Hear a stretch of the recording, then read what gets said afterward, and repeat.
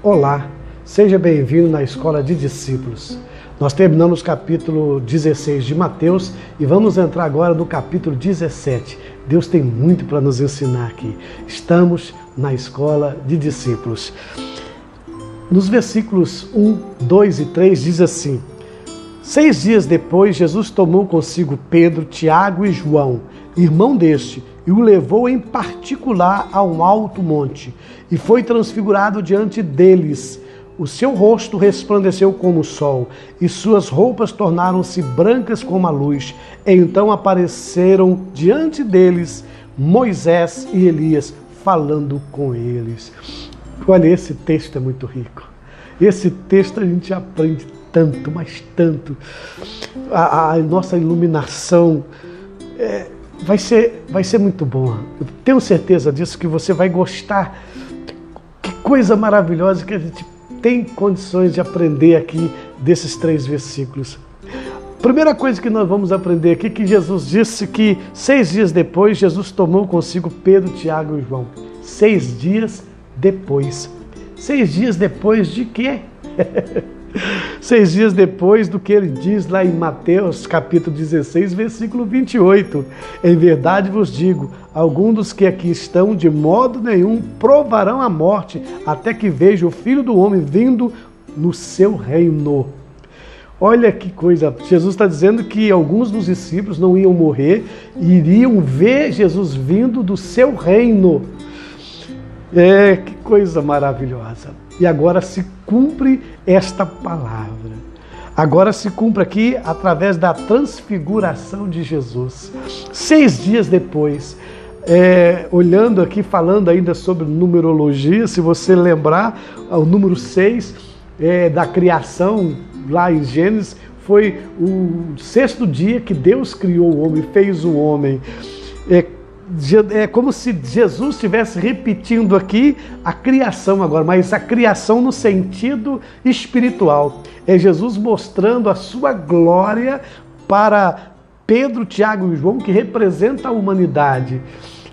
Pedro, Tiago e João, como se estivesse agora tendo uma experiência, tendo uma experiência profunda com Deus. 6 dias depois, Jesus cumprindo o que está escrito em Mateus capítulo 16, versículo 28. Primeira coisa que eu aprendo é que Jesus cumpre o que ele diz. Primeira coisa que eu falo é que Jesus, aquilo que ele promete, ele cumpre. Aquilo que Jesus fala, ele cumpre. E aqui ele diz ainda, ele deu ênfase aqui em 6 dias depois. 6 dias depois de ter dito que iria levar alguns discípulos, que alguns discípulos não iam morrer até ver o Filho do Homem vindo do seu reino. Aí diz aqui que Jesus tomou Pedro, Tiago e João e o levou em particular em um monte para ter uma experiência. É óbvio que Jesus aqui não está fazendo acepção de pessoas. É óbvio que Pedro, Tiago e João não eram os seus prediletos, igual alguns pensam. Não, Jesus não tem isso. Jesus não é igual eu e você. Jesus não é igual nós, que nós temos preferências. Claro que não. Jesus, claro que levou Pedro, Tiago e João, porque tem algo muito mais a dizer do que levar Pedro, Tiago e João. Porque você vai perceber que também nesse mundo da transfiguração estava representado ali Moisés e Elias, E Moisés e Elias não estavam mais aqui na terra, Quase 1400 anos antes de Cristo, quase 2000 anos, 1500 anos mais ou menos antes de Cristo, esses homens já não estavam aqui. Então é claro que tem algo mais a dizer. Primeiro que eu quero perceber com você, que a gente vai meditar, é que 6 dias depois, Jesus ele cumpre. Ele promete e ele cumpre. 6 dias depois que Jesus havia dito para os discípulos que eles precisavam carregar a sua cruz e tomar a sua cruz, que eles precisam se renunciar, mas que eles iam ter uma recompensa. E a recompensa vem. E a recompensa vem. Quando você carrega a cruz de Cristo, quando você toma a cruz de Cristo, pega a cruz de Cristo e segue Jesus, você tem recompensa. É isso que Jesus está dizendo, que você não está carregando a cruz em vão. Mas eu gostaria de fazer aqui um apanhado geral do que a gente falou aqui para você seguir, porque a gente está fazendo uma caminhada, nós estamos na escola dos discípulos. Então, nessa escola de discípulos, é preciso que a gente tenha noção até onde nós estamos caminhando. Nós estamos caminhando com Jesus. O primeiro lugar que Jesus nos levou aqui, no capítulo 16, ele nos levou aqui, diz a palavra, em Filipe de Cesareia, ou melhor, desculpa, em Cesareia de Filipo. É interessante a gente entender isso aqui. Jesus ele nos levou aqui a levar os seus discípulos aqui em um lugar muito importante. E aqui diz a palavra de Deus que Jesus caminhando com os seus discípulos aqui em Cesareia de Filipe, que era um ambiente idólatra, que era um ambiente onde havia ali muitos deuses, um lugar onde os gentios, os romanos tinham, onde a idolatria tomava conta.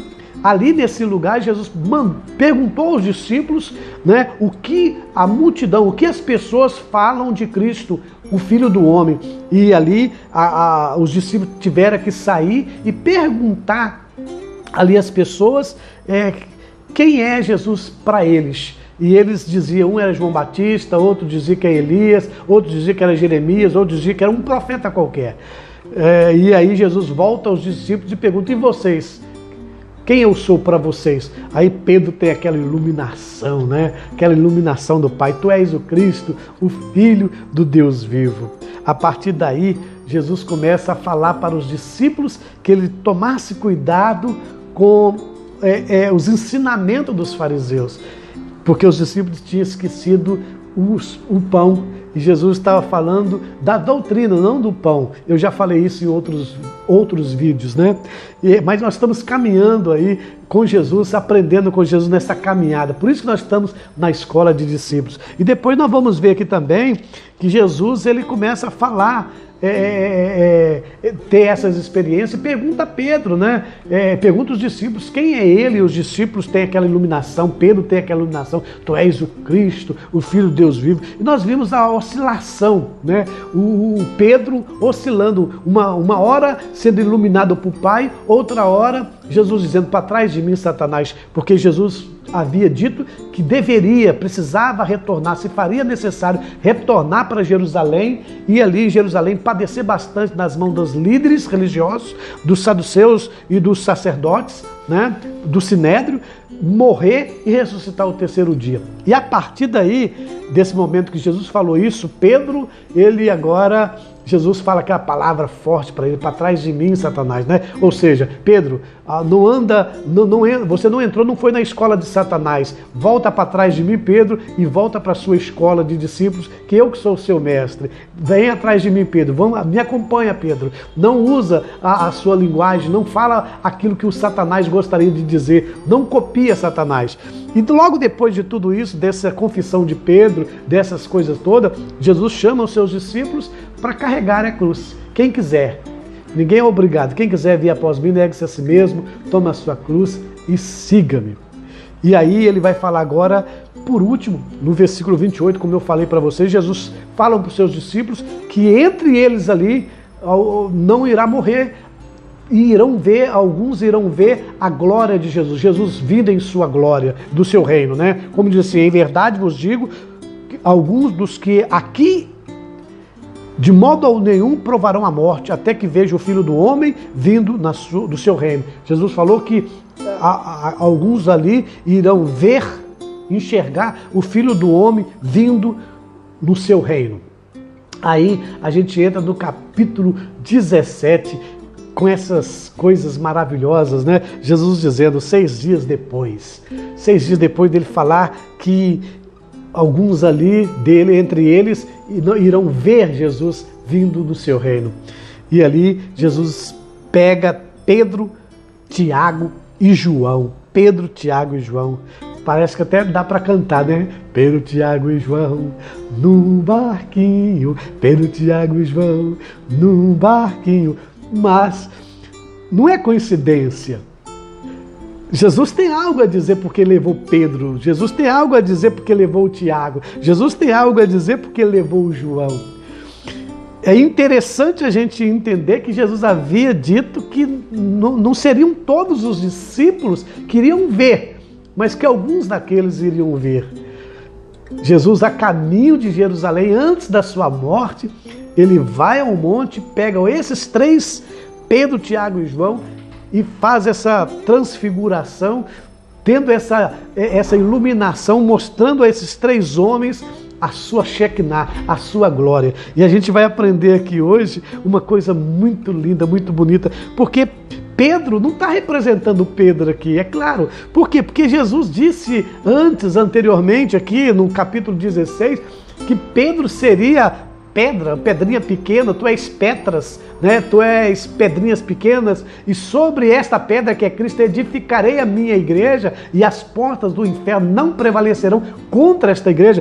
Pedro foi o primeiro a pregar a palavra para que 3.000 almas se convertessem. Pedro foi o primeiro a ser iluminado por Deus para reconhecer que Jesus é o Cristo, o Filho do Deus vivo. Então Pedro é esse que tem a iluminação de Deus, foi o primeiro discípulo a ter essa compreensão, e que a partir de Pedro outras pessoas teriam essa compreensão também, porque essa compreensão é a chave que vai fazer você entrar no céu ou você não entrar no céu. E Pedro, a partir desse momento, está dizendo aqui que Jesus levou Pedro, é como se Jesus estivesse assim, olha, eu estou falando agora para a minha igreja. Pedro representa a minha igreja. Ele foi o primeiro a inaugurar a minha igreja lá em Atos dos Apóstolos. Ele será o primeiro que irá pregar a palavra e 3.000 almas se converterem. Ele vai inaugurar a minha igreja ali no dia do Pentecostes. Então vamos fazer o seguinte, eu vou chamar ele. Então Pedro, ele não está representando porque ele é bonzinho. Pelo contrário, se você perceber aqui, ele teve oscilação. Pedro, a um momento estava na glória, a outro momento praticamente estava no inferno. Um momento Pedro estava lá dizendo, o Pai está contigo, Pedro. Foi o Pai que te iluminou. Outra hora, Jesus fala para Pedro, sai, Satanás, né? Para trás de mim, Satanás. Ou seja, Pedro, tu está usando as palavras de Satanás. Então, é isso que é a igreja. A igreja oscila, a igreja faz isso. A igreja é como Pedro, né? Nós somos falhos, estamos aqui na terra ainda. E aqui na terra, as portas do inferno vai bater, só que não vai prevalecer. O que Jesus está dizendo com Pedro aqui é dizendo que a igreja dele aqui vai padecer. A igreja dele aqui, as portas do inferno, nós estaremos próximo às portas do inferno, porque as portas do inferno vai vir, mas não vai prevalecer contra a igreja do Senhor. Jesus não chamou Pedro por acaso, porque ele é bonitinho. Jesus não chamou Pedro porque ele é engraçadinho. Jesus não chamou Pedro porque Pedro tem mais intimidade com ele. Nada disso. Essas besteiras sou eu e você que temos, nós que temos isso. Quem é filho de Jesus é filho de Jesus, de Deus, né? Quem é filho de Deus é filho de Deus, né? Nós fomos tomados como filho de Deus, nós fomos feitos como filho de Deus através de Jesus. Então, Deus não tem um filho predileto a não ser Jesus Cristo, o Filho real, o Filho verdadeiro, porque nós nos tornamos filhos de Deus através de Jesus, porque Deus só tem Filho Jesus. Nós somos adotivos, nós fomos adotados através de Jesus, por intermédio de Jesus. Quando alguém fala assim, fulano é filho de Deus, não, nós somos filhos adotivos, mas somente somos filhos adotivos aquele ou aquela que aceitou Cristo como único e suficiente Salvador. Mas Jesus é o único. Olha o que a própria palavra já diz, né? Se você ler a Bíblia, você vai entender isso melhor. Porque Deus amou o mundo de tal maneira que deu o seu Filho unigênito, ou seja, o único. Não tem outro. Jesus não tem outro filho, só tem Jesus. Deus não tem outro filho, Deus não tem outro filho, só tem Jesus. E esse Jesus é que está dizendo que ele nos fez nos tornar filho de Deus. Lê lá João capítulo 1, versículo 12, que você vai entender melhor o que eu estou dizendo para você. Portanto, todos quanto receberam, deu-lhe poder de ser chamado filho de Deus. Mas Pedro representa a igreja. Pedro está dizendo aqui, quando Jesus chamou Pedro para ter essa experiência, que alguns dos discípulos não iam morrer, ia ver né, ia contemplar, iam ver o Filho do Homem vindo do seu reino, representa a sua igreja. A sua igreja, ela contempla, ela sabe, ela tem convicção de que vai estar com Deus, vai estar e está com o Messias, está com Cristo. Esta igreja, ela tem convicção, ela entende que aceitou Jesus Cristo como seu único e suficiente Salvador e tem certeza para onde vai, mesmo que as portas do inferno batem, mesmo que os problemas venham, mesmo que a igreja fica, eu e você somos oscilantes, né? Mas que a gente se retorna, nós caminhamos numa escola de disciplina e estamos aprendendo a conviver e a ver, mas que o nosso destino é o céu. Quando Jesus chama aqui Pedro, ele não chama Pedro porque ele é mais engraçadinho, ele chama Pedro porque tem muito mais para nos ensinar. Porque foi Pedro que teve essa iluminação, é Pedro que no dia do Pentecoste pregou, e Pedro precisava ter essa experiência para representar toda a igreja, representa a igreja. E Tiago representa os crentes que sofrem, que morrem aqui nessa terra por amor a Cristo. Tiago, se você vê Tiago era um homem de oração, Tiago era um diácono, né? É o que Jesus está dizendo para eu e você, nós nascemos para servir. Nós nascemos para servir o nosso próximo, servir a Deus e servir o nosso próximo. Tiago representa esse homem que sofre aqui nessa terra, que padece aqui nessa terra, mas que ora bastante, que busca a presença de Deus, busca a vontade de Deus, busca saber o que Deus tem para ele. Tiago foi o primeiro mártir, né? Foi a primeira pessoa a morrer por amor a Cristo e perdoar os pecados das pessoas que estavam lhe apedrejando. Veja a história de Tiago lá em Atos dos Apóstolos, você vai perceber que quando ele estava sendo apedrejado, ele olhou para o céu e viu Jesus Cristo, ele viu os céus abertos, viu Cristo, e diz a palavra de Deus que ele disse: Pai, perdoa-os também, porque eles não sabem o que fazem. Assim assim é todos os crentes, assim somos nós, cristãos, que sofremos nessa terra, podemos até morrer, ser apedrejado aqui, mas nós vivemos em contato com o Pai, vivemos em contato com Deus, e além disso, nós vamos ver a glória de Deus, nós vamos morar no céu, nós vamos encontrar com Deus. Tiago não representa também ele em si, ele não é um privilegiado porque ele é bonitinho, você vai ver, mas porque Tiago, Deus tem algo muito a dizer para nós, que mesmo que a gente morra aqui por amor a Cristo, por fazer as coisas de Cristo, mesmo que nós sejamos um mártir aqui, que não importa, porque a nossa caminhada, a nossa jornada não é aqui, é com Ele. Aí vem agora João. Quem é João, querido? João, se você vê a história de João, você vai encontrar que João foi mandado, colocado na ilha de Pátimo, né? Nós temos um João que foi colocado na ilha de Pátimo e ali morreu por velhice, o último apóstolo, né? Ele morreu por causa da sua idade, ficou velho, mas ficou isolado. Mas a experiência que ele tivera lá na ilha, as iluminações, as revelações que esse João teve ali na ilha de Pátimo, que escreveu o Apocalipse, de ver as 7 igrejas da Ásia, o que Cristo estava dizendo, o fim, né, os acontecimentos que iriam acontecer, as coisas que iriam acontecer aqui sobre a sua igreja. Então, João também representa aí aos cristãos que, quem sabe, não vai morrer, não vai ser um mártir, vai padecer muito, vai ser isolado, mas tem iluminação de Deus, consegue enxergar também a glória de Deus. Você percebe que esses 3 aqui, eles têm tudo a ver com a gente? Você percebe que Pedro, ele tem a ver porque Deus disse, o próprio Jesus disse que tu és uma pedrinha e sobre essa pedra que o próprio Jesus vai edificar a igreja. Pedro foi o primeiro a levar o evangelho, o primeiro a ser iluminado por Deus. Tiago foi o primeiro morto o mártir, né? Por amor, por servir as pessoas, por ser um servo, né? Foi o primeiro a padecer nas mãos das pessoas sendo apedrejada e contemplar os céus. O que Deus está dizendo é isso, que a gente mesmo que morra aqui sendo um mártir, mas que a gente tem certeza da nossa salvação. E você vê, João, que idade foi isolado, mas mesmo isolado de todas as coisas, ele ainda não foi isolado de Deus. Ele sempre estava tendo a iluminação de Deus. Deus estava mostrando para ele as coisas que iriam acontecer, o que Jesus ia fazer, que Jesus é o alfa, é o ômega, é o princípio, é o fim, que ele é esse Messias que tem a chave, que abre as 7 selos. Ele é esse Messias que tem um livro na mão, que esse livro na mão, que o nome das pessoas estão escritos nele. Olha que experiência, Pedro, Tiago e João. Aqui também pode dizer para a gente, é claro que isso aqui foi literal, Pedro, Tiago e João, os discípulos mesmo estavam ali, não, mas está querendo dizer para nós muito mais do que Pedro, Tiago e João, porque Jesus havia prometido. Da mesma forma que Jesus falou, deu ênfase aqui em 6 dias, como eu falei para vocês, que pode representar ali o 6º dia que Deus fez o homem, né? Dizendo que agora o homem está completo, o homem é bom ser feito.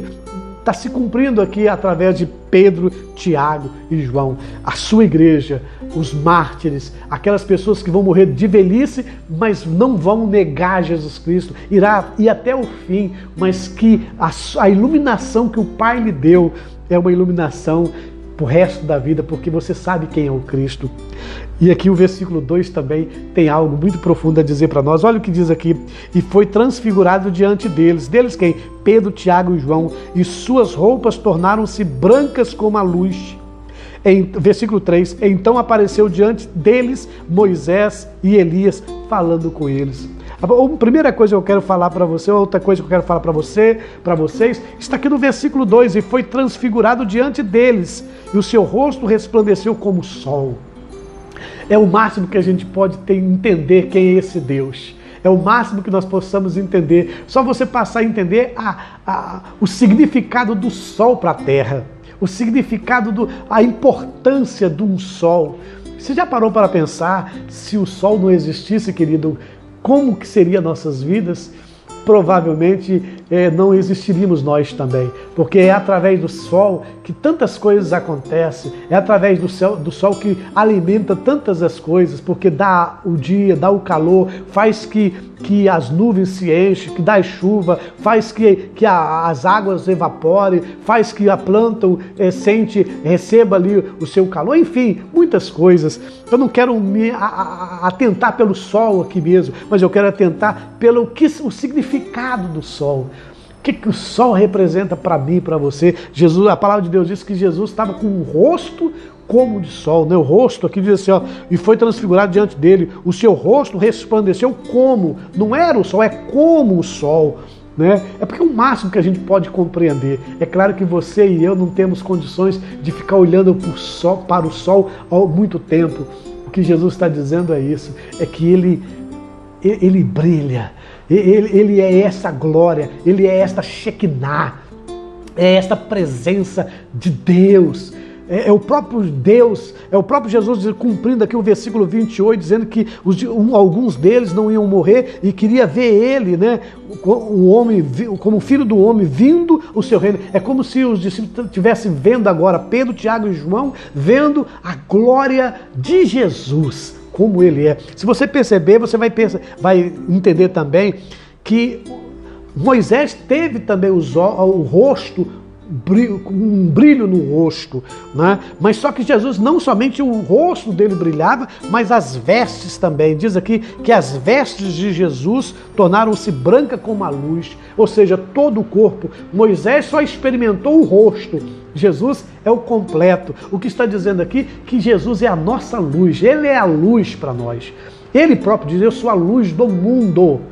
Jesus é a luz, é Ele que clareia as nossas vidas, é Ele que ilumina as nossas vidas, é Ele que aquece a nossa alma, é Ele que nos dá vida, é Ele que nos dá o alimento, é Ele que nos sustenta, é esta luz que é Cristo. Ele é o sol, Ele é a luz que brilha, é o que Cristo está dizendo, é a Shekinah de Deus.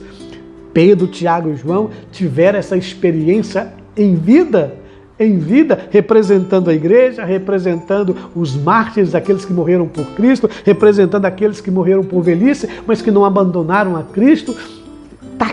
Estão aqui essas experiências para eu e você compreender que a Shekinah de Deus, nós estamos seguindo a um Cristo que prometeu voltar para Jerusalém, para padecer das mãos de muitos líderes religiosos, dos sacerdotes, dos saduceus, do sinédrio, morrer na cruz, mas ao terceiro dia ressuscitar e voltar para a sua glória. E aqui os discípulos estavam vendo agora, esses três, vendo a sua glória, como ele é no céu. É o sol, é o mínimo que a gente tem capacidade de compreensão, é falar sobre o sol. Se estivesse falando de outra luz sem ser o sol, a gente não teria nenhuma compreensão, porque não tem algo mais que brilha mais, que aquece mais, que tem uma utilidade grande e que nos torna mais sensível à compreensão a não ser o sol. Jesus estava com o rosto como o sol, as suas vestes como luz brilhantes, né? Como diz aqui, as suas vestes brancas com a luz. Repito, Moisés só estava com o rosto brilhando. Colocou um avental, colocou um pano para cobrir a sua face, porque o povo não podia olhar para Moisés, de ver a glória de Deus através de Moisés. Agora, Jesus faz isso aqui, no monte também. Jesus faz isso aqui, ele resplandece, ele diz a palavra que fez a transfiguração. Querida, só essa palavra está dizendo tudo, ele se transfigurou, ou seja, ele tomou agora a forma de Deus, como ele é Deus, para mostrar aos seus discípulos, esses três aqui, ter essa experiência de que, como é o Filho do Homem vindo do seu reino, como se fosse Jesus vindo lá do céu para dizer, olha, eu sou esse Messias, que Pedro, você teve a iluminação, Pedro, você teve essa iluminação, que eu sou o Cristo, eu sou ele mesmo, eu vou levar você ao monte e vou mostrar vocês, vou mostrar a Tiago, eu vou mostrar a João, essas experiências.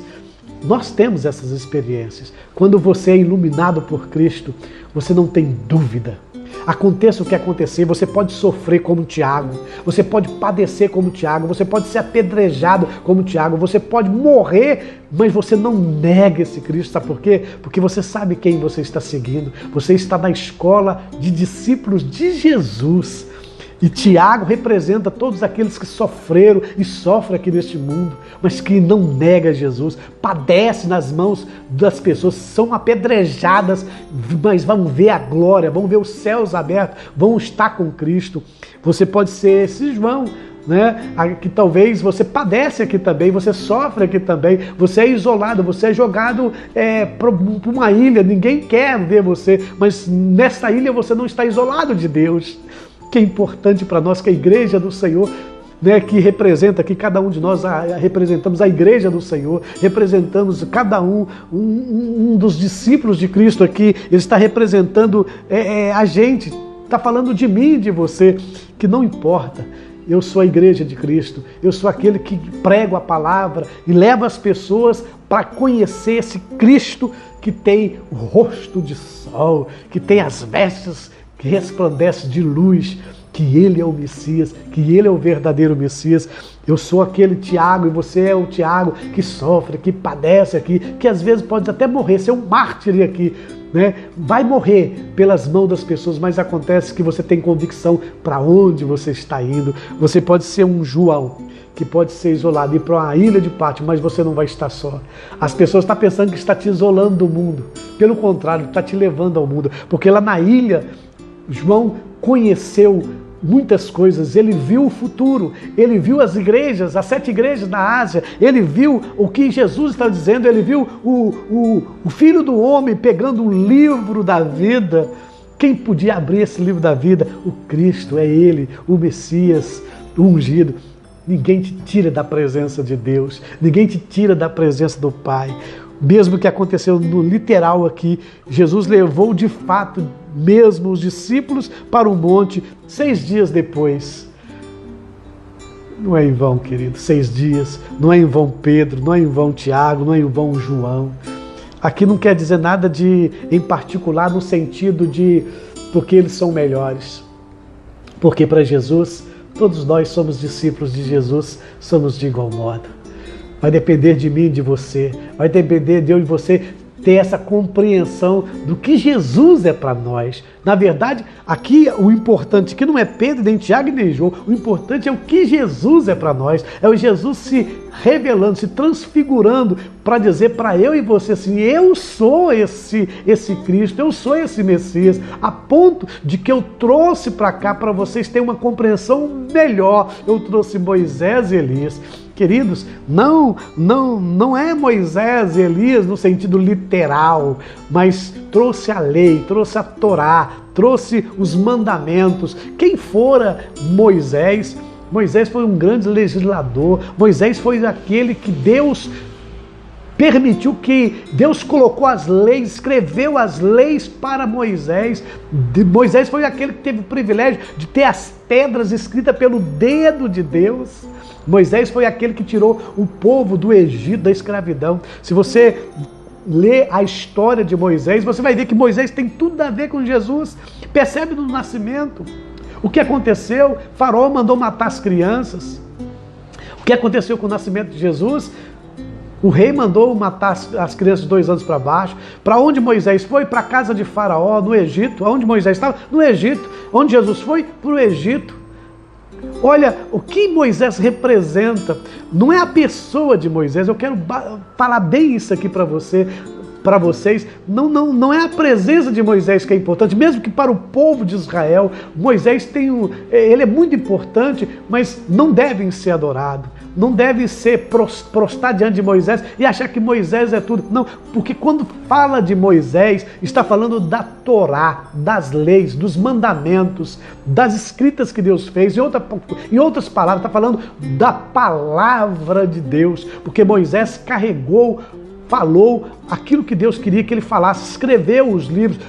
Foi através de Moisés que vieram as leis, foi através de Moisés que se tornaram uma organização, um povo. Foi através de Moisés que houve o livramento, uma retirada da escravidão. É o que o próprio Jesus faz, nos tira do Egito, nos tira do mundo, nos livra da mão de Faraó, do diabo e de outras coisas. Moisés é apenas um representante, é apenas um canal, um instrumento de Deus. Quando Jesus fala aqui que esteve presente aqui Moisés, Jesus está dizendo aqui os mandamentos, a palavra de Deus escrita através de Moisés, da instrumentalidade de Moisés, está presente aqui. O que Jesus está dizendo é que ele é maior do que essa Torá, que ele é maior do que o Pentateuco, ele é maior do que os escritos de Moisés, que ele é o próprio Deus. O que Jesus está dizendo aqui é que estava ali, a lei estava ali,